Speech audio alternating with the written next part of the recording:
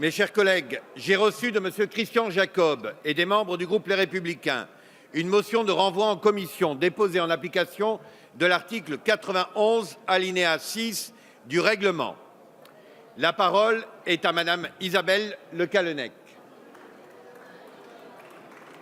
Je vais vous demander de sortir en silence pour permettre à l'oratrice de s'exprimer correctement.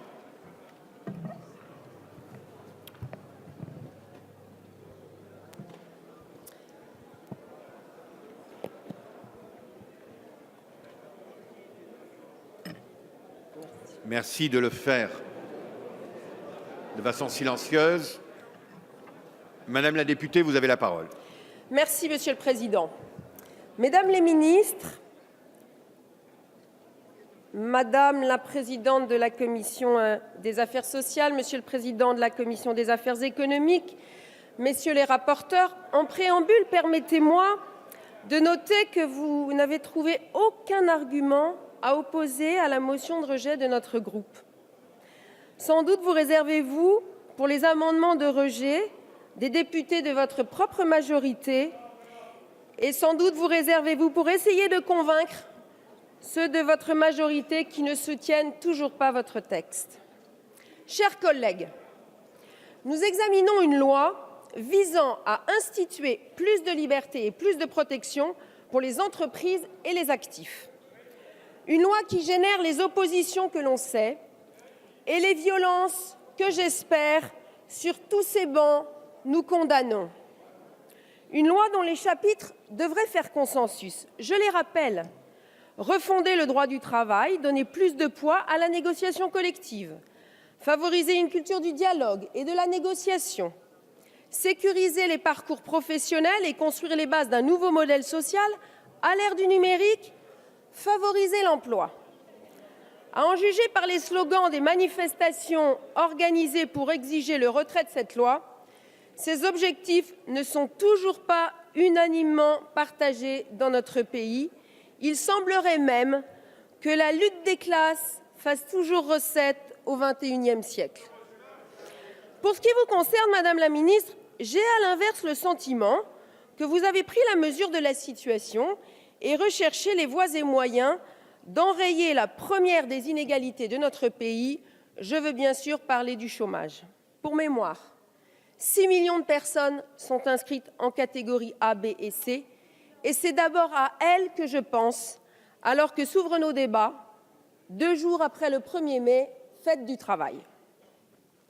Mais si je vous sais gré de tenter à 1 an de la présidentielle de sauver le quinquennat de François Hollande, je constate qu'il peut y avoir loin de la coupe aux lèvres quand je constate les évolutions du texte depuis la fuite de la première version dans un quotidien, fuite probablement organisée à dessein. Nous recherchons toujours le coupable. Beaucoup de modifications, en effet, entre un avant-projet qui semblait recueillir un avis positif de ceux qui créent les emplois dans notre pays, je veux citer les chefs d'entreprise, et le texte que nous examinons aujourd'hui. À tel point que l'espoir, même infime, des chefs d'entreprise et notamment de PME et de TPE, que cette loi favorise leur développement, est aujourd'hui déçu. Ils évoquent une énième loi pour rien. Ils notent que les freins à l'embauche demeurent. Ils en évoquent l'accumulation, le niveau des charges sociales et fiscales, la complexité administrative, l'inadéquation entre l'offre et la demande dans les bassins d'emploi, le défaut de mobilité professionnelle et géographique des chômeurs, les erreurs d'orientation des jeunes, les rigidités du marché du travail. Ils évoquent aussi le Code du travail qui compte, tenez-vous bien, 3 889 pages, 10 500 articles, quand nul n'est censé ignorer la loi. Force est de constater à ce stade que les chefs d'entreprise doutent de la capacité de ce texte à leur donner plus de liberté. La perspective de revenir au plein emploi, qui devrait pourtant être notre obsession à tous, s'éloigne à mesure que les choix courageux ne sont pas faits. Certains de nos voisins européens, y compris de vos amis politiques, ont entrepris des réformes radicales et en ont d'ores et déjà récolté les fruits. Pour exemple, entre mi-2013 et mi-2015, la France a créé 57 000 emplois, quand l'Allemagne en crée 482 000 et l'Espagne 651 000. Aux Républicains, nous avons travaillé sur ces questions. Nous avons fait des propositions au cours d'une convention le 30 septembre dernier. Ce sont ces propositions que nous aurions souhaité faire partager en commission, d'où, et j'y arrive, cette demande de renvoi. Un renvoi non pas en commission des affaires sociales, mais en commission spéciale, qui réunirait des députés de la majorité et de l'opposition, siégeant aux affaires sociales, bien sûr, mais aussi aux affaires économiques, au développement durable, aux finances et même aux affaires européennes, puisque le texte comporte des dispositions sur le travail détaché et que l'éclairage de nos collègues s'avérerait utile. La commission des affaires économiques, pour ne citer qu'elle, a bien été saisie, mais seulement pour avis. N'est-ce pas, monsieur le rapporteur? Et son avis a été bien peu suivi. Je reste pourtant convaincue, à la suite de nos courts débats en commission des affaires sociales, 3 jours seulement début avril, 27 petites heures, que nous n'avons pas assez approfondi le texte à l'aune des évolutions de notre économie. Notre collègue Pascal Terrasse a remis un rapport au Premier ministre sur l'économie collaborative et le bouleversement opéré par ce qu'il est convenu d'appeler l'ubérisation de la société. Comme je cite l'un d'entre vous, permettez-moi de faire la promotion des miens. Nos candidats aux primaires de la droite et du centre, ceux qui réfléchissent à un projet alternatif à proposer aux Français, intègrent dans leur réflexion cette révolution profonde, ce changement de paradigme, ce nouveau rapport au travail et ses conséquences sur les relations sociales. Notez, chers collègues, que le titre de la loi a changé depuis sa genèse. Il était question à l'origine des salariés et non des actifs, ni d'ailleurs des actifs-VES. Nous y reviendrons, car notre collègue Gilles Lurton a une proposition à vous faire à ce sujet. Vous avez vu que le titre de la loi a changé. C'est pour les actifs-VES désormais. Manifestement, vous ne l'avez pas lu. Si véritablement cette loi veut s'adresser aux salariés, aux indépendants et aux chômeurs, elle doit absolument tenir compte du contexte dans lequel elle s'inscrit. Pour mémoire, un chômage de masse, une croissance faible et, Madame la Ministre, le paradoxe des 300 000 offres d'emploi non pourvues. La mondialisation, vous l'avez cité, Monsieur le rapporteur, et la transformation numérique. Voilà déjà une première bonne raison de renvoyer le texte en commission. Je souhaiterais en évoquer 4 autres. En première intention, le gouvernement avait annoncé une refonte du Code du travail. Nous nous en réjouissions. J'allais même, dans mes rêves les plus fous, imaginer repartir d'une page blanche et d'une plage blanche et le réécrire avec le souci de la lisibilité et de l'efficacité. Une mission avait donc été confiée à M. Badinter, qui édictait 61 principes. L'idée de réaffirmer les normes sociales fondamentales à respecter par les chefs d'entreprise et les salariés, droits et devoirs, nous semblait aller dans la bonne direction. Pour nous, c'était le préalable. Et tout le reste devait être renvoyé au dialogue social, au plus près des entreprises ou dans les branches. Ces principes trônaient en bonne place dans la loi, version 1, puisqu'elle faisait l'objet du premier article. Si j'emploie l'imparfait, c'est parce qu'il n'y figure plus, et que l'article 1 d'une loi censée instituer de nouvelles libertés et de nouvelles protections se résume désormais à la création d'une commission d'experts qui sera chargée de réécrire le Code du travail dans les 2 ans. Or, ce n'est pas aux experts de décider, mais bien aux politiques. Et nous avions là une bonne occasion d'examiner les principes essentiels du droit du travail, un par un, afin de les consacrer dans le Code par la loi. Nous aurions constaté que certains font consensus. Dignité dans le travail, respect de la vie privée, égalité professionnelle entre les hommes et les femmes, obligation du contrat de travail, droit à rémunération et à formation, sécurité, protection des salariés, nécessité de justifier un licenciement. Nous aurions aussi noté que certains principes sont plus discutables, s'agissant des droits collectifs et du contrôle administratif. Nous aurions surtout discuté et décidé du sort de l'article 6, qui devait s'intégrer au préambule du Code du travail, avant le chapitre préliminaire, l'article dont a parlé notre collègue Jean-François Copé, qui reconnaît la liberté du salarié de manifester ses convictions, y compris religieuses. Les situations où la question se pose se multiplient. Et les chefs d'entreprise que nous rencontrons attendent des politiques qu'ils prennent position. Le groupe Les Républicains assume et même si cet alinéa ne figure plus dans la loi travail, a déposé un amendement qui réaffirme que les restrictions visant à réglementer le port de signes et les pratiques manifestant une appartenance religieuse sont légitimes, dès lors qu'elles sont justifiées par la neutralité requise dans le cadre des relations avec le public ou le bon fonctionnement de l'entreprise. Voilà donc une deuxième bonne raison de renvoyer le texte en commission. J'en aurai une troisième.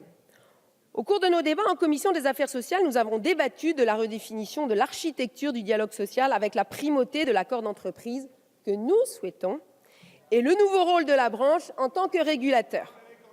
Nous nous sommes exprimés sur les accords de prévention ou de développement de l'emploi pour lesquels notre collègue Gérard Chépien milite depuis de longs mois. Nous avons affiné les règles relatives aux accords majoritaires, mais nous estimons pour notre part qu'en cas d'accord à 30%, l'initiative d'un référendum doit aussi revenir aux chefs d'entreprise. Nous sommes favorables aux accords types de branche si les entreprises de moins de 50 salariés en décident en toute liberté. Et s'agissant des branches, nous insistons pour que les principes affirmés par 7 partenaires sociaux interprofessionnels le 28 janvier dernier soient mis en œuvre dans les meilleurs délais possibles. Madame la ministre, vous parliez de la fusion et de la diminution du nombre de branches. Nul doute que nous aurons, en cours de séance, des débats nourris sur la définition du licenciement économique, même si je rappelle que la première cause d'inscription à Pôle emploi n'est pas le licenciement économique, mais la fin du CDD ou de la mission d'intérim.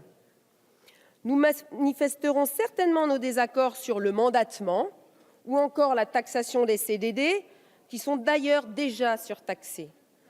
On ne peut pas se réjouir d'une baisse le mois dernier du nombre de chômeurs inscrits en catégorie A. Constater que c'est probablement parce qu'ils ont effectué quelques heures de travail dans le mois, ont donc glissé en catégorie B et C, et imaginer un seul instant pénaliser les entreprises qui embauchent en ayant recours au CDD. Elles représentent plus de 70% des recrutements. N'est-ce pas mieux que rien? Certes, les CDD ne sont pas le meilleur passeport pour accéder au logement et au crédit, et je pense particulièrement aux jeunes sans aucune solidarité familiale, mais ils sont assurément un premier pas vers l'emploi plus durable. Nier la réalité, c'est leurrer les Français, qui d'ailleurs ne sont pas dupes. Dire la vérité, c'est apporter 50% de la solution au problème. Tous ces sujets et d'autres, comme celui sur la santé au travail ou encore le travail détaché, sont contenus dans la loi. Je me permets d'énumérer les plus saillants, car je ne suis pas certaine que ceux qui prétendent que les Français sont hostiles à toute réforme du marché du travail aient pris la peine, comme nous, chers collègues, de l'examiner au fond. Ce dont je suis certaine, c'est que les chefs d'entreprise qui ont pris le soin de s'y pencher ne s'y retrouvent pas, après un passage en commission des affaires sociales, où nous avons examiné 1 millier d'amendements. Pour ce qui concerne ceux du groupe Les Républicains, tous repoussés.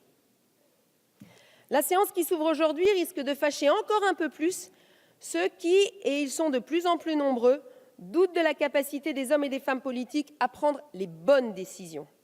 En effet, j'observe que la période des vacances parlementaires a particulièrement inspiré certains de nos collègues de la majorité, minoritaire dans la majorité, c'est ce que nous allons voir au fil de l'examen, des plus de 5000 amendements déposés.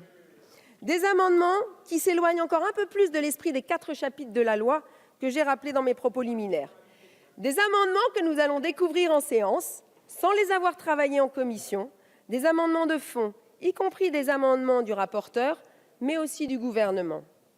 Au moment où le président de la République ne pense plus qu'à sa réélection, multiplie les annonces démagogiques, le pire est à craindre. 1000 amendements examinés en commission, près de 5000 à examiner en séance, après un examen express et totalement absurde au titre de l'article 88 de quelques centaines d'entre eux en 15 minutes, il y a là motif sérieux à renvoyer en commission. Enfin, je citerai une 4e raison de remettre l'ouvrage sur le métier. Il nous est souvent reproché de ne pas mesurer l'impact des lois que nous votons au Parlement. Même si je reconnais aux rapporteurs et aux administrateurs le mérite d'avoir réalisé une étude d'impact désormais obligatoire pour les projets de loi, il n'en reste pas moins que vous n'êtes pas allé assez loin dans la mesure des conséquences de la création de ce que vous appelez un nouveau droit social qui est le compte personnel d'activité. Les embryons des débats que nous avons eus en commission sur la mise en œuvre concrète de ce CPA me confortent dans l'idée que ses contours sont toujours aussi discutables et discutés et que son opérationnalité est loin d'être prouvée. À ce jour, seraient composantes du CPA le CPF, le C3P et le CEC. Mettez-vous une seconde à la place de ceux qui nous écoutent peut-être. Quel jargon? Pour quelle réalité? Le CPF, c'est le compte personnel de formation. Il existe, il a été créé par la loi sur la formation professionnelle du 5 mars 2014. Que des droits à la formation soient attachés à la personne plutôt qu'à son statut ne nous choque pas, bien au contraire. Si l'objectif est bien celui d'opérer les transitions professionnelles et de former davantage ceux qui en ont le plus besoin, nous sommes parfaitement d'accord. Il faudra juste s'assurer que les formations débouchent sur des emplois et que le plan 500 000 personnes en formation ne soit pas juste un artifice pour faire basculer les demandeurs d'emploi en catégorie D. Je fais confiance pour ma part aux présidents de région de nos amis qui veilleront à ce risque réel. Je sais qu'ils sauront associer les représentants des entreprises à la définition de l'offre des formations, qu'ils sauront travailler à la gestion prévisionnelle des emplois et des compétences au niveau de leur territoire et qu'ils feront la promotion de l'alternance, voie royale d'accès à l'emploi. Ça, c'était pour le compte personnel de formation.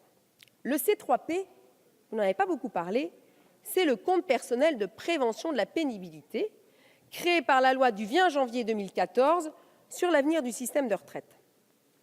Ce compte qui fait l'objet de toutes les critiques, car il se révèle impossible à mettre en œuvre dans nombre d'entreprises, qu'il est coûteux et source de contentieux.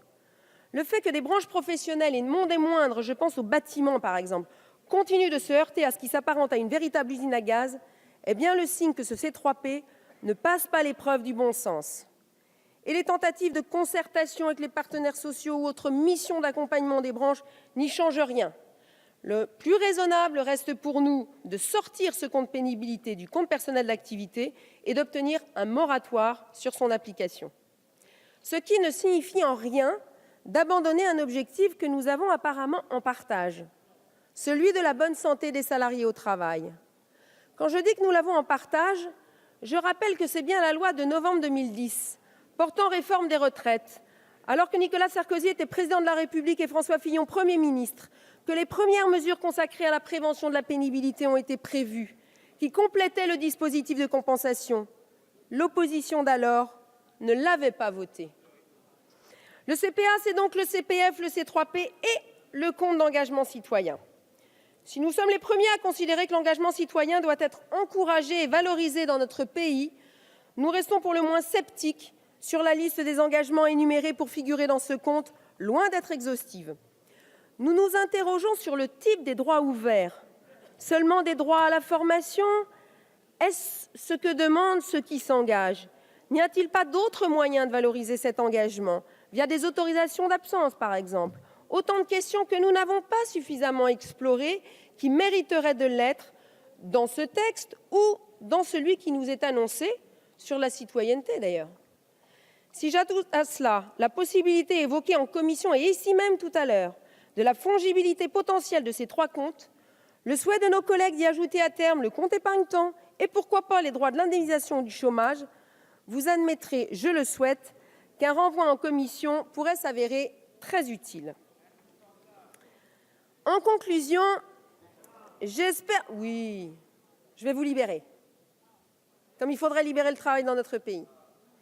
En conclusion, j'espère vous avoir convaincu, chers collègues, qu'un renvoi en commission, je précise bien en commission spéciale, nous serait utile à tous.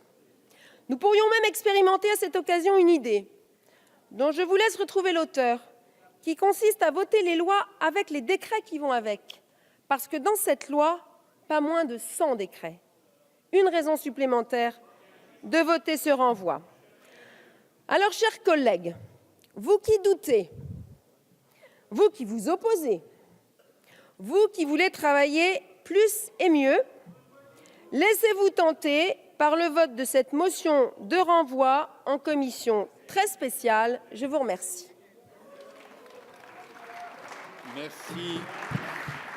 Merci, Madame la députée. Sur le vote de la motion de renvoi en commission, je suis saisi par le groupe Les Républicains d'une demande de scrutin public. Le scrutin est annoncé dans l'enceinte de l'Assemblée nationale.